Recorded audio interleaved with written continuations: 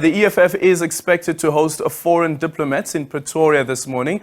This part of the party's 10th anniversary celebrations. The party has positioned itself as a Pan Africanist party that has a strong foreign policy. This has led to similar parties being launched in countries such as Liberia, Namibia, Lesotho, as well as Ghana. SABC News international editor Sophie Mokoena is joining us now live from Pretoria. Sophie, good morning. Thank you so much for making time for us. Speak to us about this breakfast that is taking place with diplomats, and also considering the influence that the EFF has on the continent. Yesterday, we heard from the deputy president of the EFF and saying that he wishes the EFF in Liberia all the best as they head into their elections.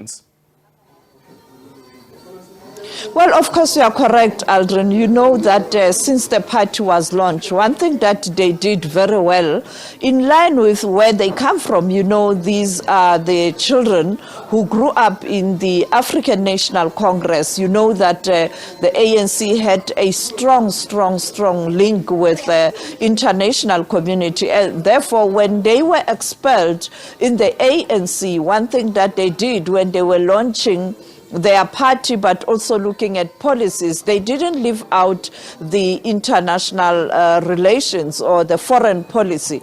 And they have indeed positioned themselves as a Pan-Africanist party, not only in terms of documents and policies or what they say, but also gaining traction on the continent. And of course, you have parties similar to the South African EFF in countries such as Lesotho, as you pointed out, Liberia, countries such as Ghana.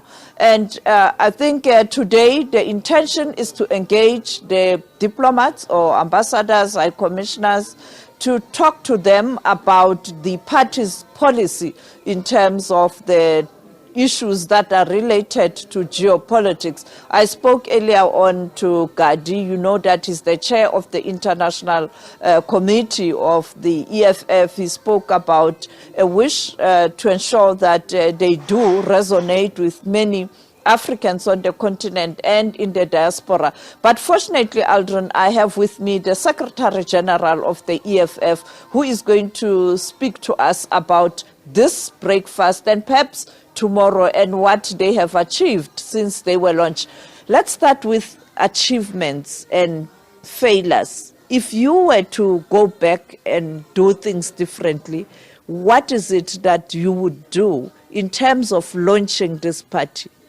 No, we'll do exactly what we've done. There's no manual in a revolution. There's no manual on how to get it right. We had to build with what we had.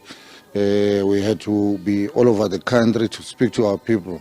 Remember, for you to have a stable organization, it must be people's organization, in the sense that people themselves, they must take ownership. And we always say that we don't want to be a popcorn organization that just comes. We need to be in the hearts and minds of our people. Popcorn organization, but currently what you did with your members of parliament and members of legislatures and councillors who couldn't organize transport, some people are saying that was uncalled for.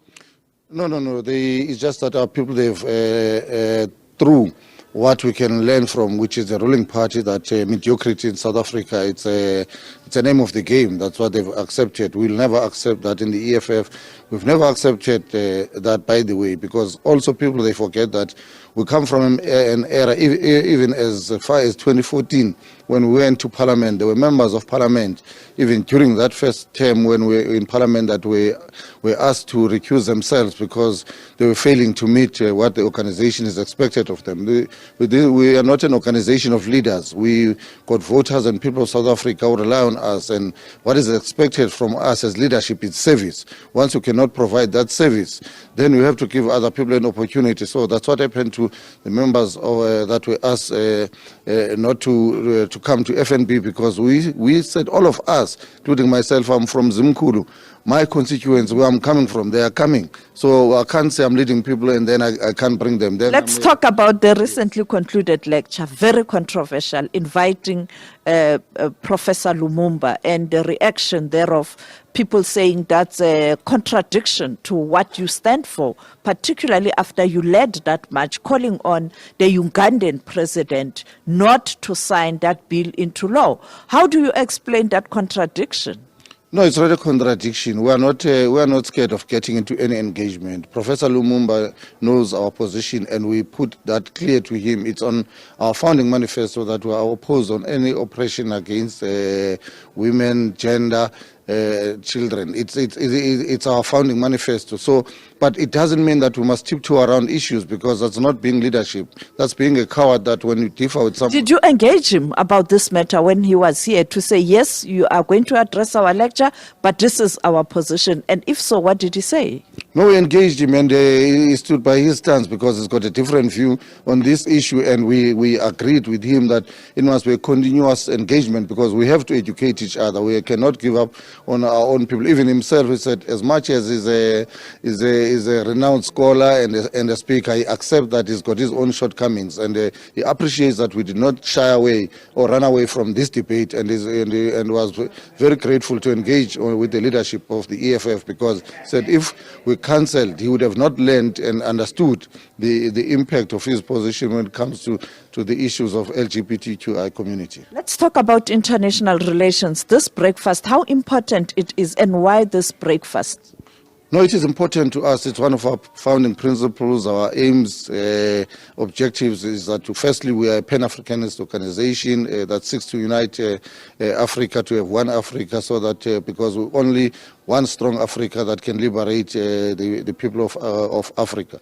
But also our aim to participate in the international struggles for eradication of imperialism, colonialism, and racism. So we have to meet those countries, the ambassadors that are here in the country, so that they know our stance and our policy as an internationalist organization as well. When we wrap up, you spoke about the relationship with other countries. When many people are responding to the festivities coming on Saturday, people say, yes, we like EFF and they are a good irritation, but this thing of them saying we must open borders, why do you stand firm? Are you not scared that it might affect your voter fortunes? No, we're not scared of that. Our founding manifesto, it's who we are. It's cast in stone. It doesn't change. It's who we are. We are a Pan Afrinanist organization that advocates for one Africa, and will never change that stance. We are not just building a voter-based organization, but as we are saying, we're a Pan Afrinanist organization that its interest is to see a united Africa. It doesn't matter how long it takes, because the only true liberation of people of Africa is through a united Africa with one president, one currency, one military. Once we come together as Africans, then we'll see true liberation. So we're not going to sell out on that important dream. We're picking up where the fathers of Pan-Africanism, Kwame Nkrumah, Nyerere, and all of them, they had this vision, and the EFF were driving into that vision, and it's moving well with the continent. So we cannot sacrifice the future of Africans for mere votes that someone wants to threaten us with votes. We are very firm on our policies, and they don't change, and we stand by them.